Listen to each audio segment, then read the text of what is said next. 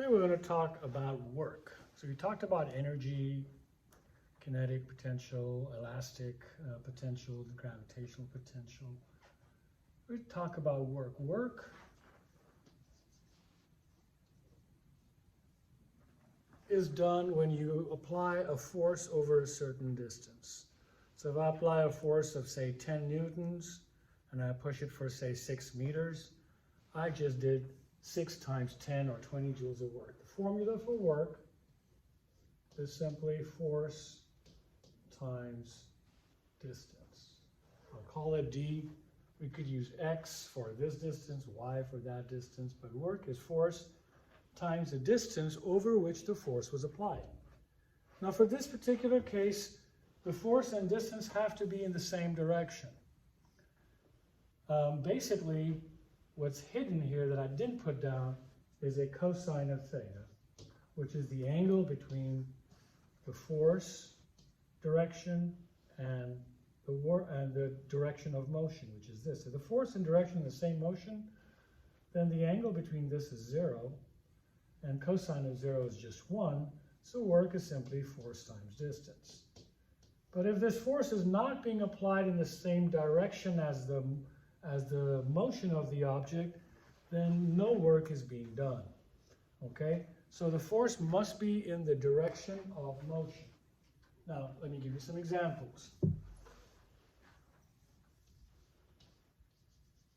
If this is the direction that the object is moving, and I apply a force in that direction, and let's say the object doesn't move, but I'm still applying a force in that direction, that force is not doing any work.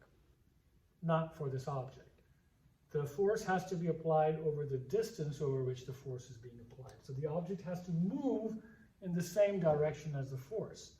So, give you some more examples of work. Let's say that I have, okay, so here I'm going to do some work. I'm going to apply a force of 40 newtons on this wall, but it's not going to move. How much work did I do? Well, work is force times distance. You might have applied a nice big force.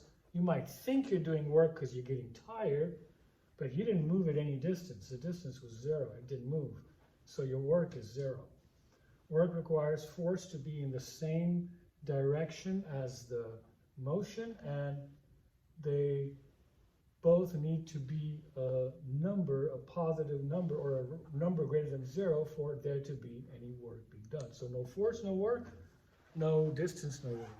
A simple example, if I have an object, I apply a force on it of 6 newtons, and I apply it for a distance of 3 meters, then the work done was force times distance, which is 6 newtons, times 3 meters, which is 18 Newton meters, or 18 joules, which is the same thing.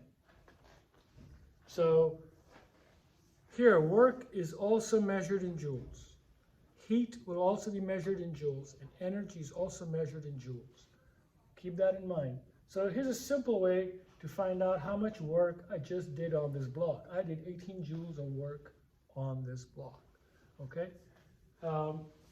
If the block was not in the same angle, let's say if I was applying a force here and I was applying a force this way, well, only this part of the force, this X component, is going to do any work. The other one that is being applied that way is not doing any work at all, because that's not in the direction of this motion. So imagine I was taking a rope and trying to drag something along. Only the force that is parallel to the direction of motion does any work. So I only use the cosine of the angle. For our cases, we really won't need to worry about the cosine. Most of our stuff should be all nice in the same direction. And so we simply be using the formula work equals force times distance. Okay? Keep in mind that this force here is the force that you're applying. I will give you an example. Let's say there was a force of 3 newtons of friction, and you were applying a force of, say, 12 newtons, and you applied it over a distance of 6 meters. Well, you might be tempted to say, hey, I gotta subtract these two forces to figure out how much work I'm doing, because that's 9 newtons is a net force up there. It should be 9 times 6 to find the work. But no, you're still applying 12 newtons of force. It doesn't matter how much friction is coming up against you. You're still doing 12 newtons of work. So you say, hey, bro, I did 12 newtons of work. I pushed 12 newtons for 6 meters, so I did 72 joules of work. And so that's correct. This guy did do 70 joules of work on this block.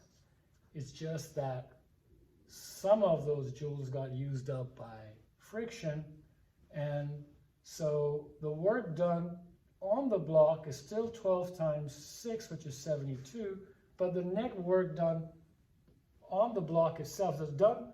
The 12 Newton force, the guy who applied this force did do 72 joules of work. How much work was done on this block? Well, in that case, you would subtract the 2 and do 9 times 6, which is 54 joules of work. Net work was done on the block, because we did positive work, but then friction did negative work and subtracted that.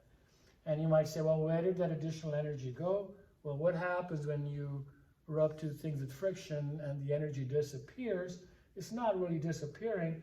Both the object that is slowing down and the table on which it's rolling will both get a little bit hotter because of friction.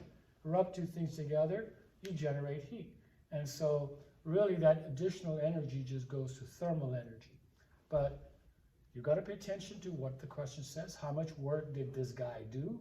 Well, he did 72 joules of work on the block.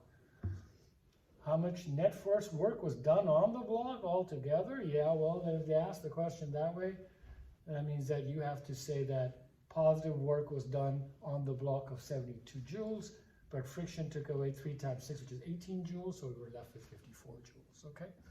But for most cases, again, the important thing to recall is this simple equation here, that work is equal to force times the distance over that force was applied. Okay, so I hope that helps you with some of the questions. And next thing we'll touch on is the work energy theorem.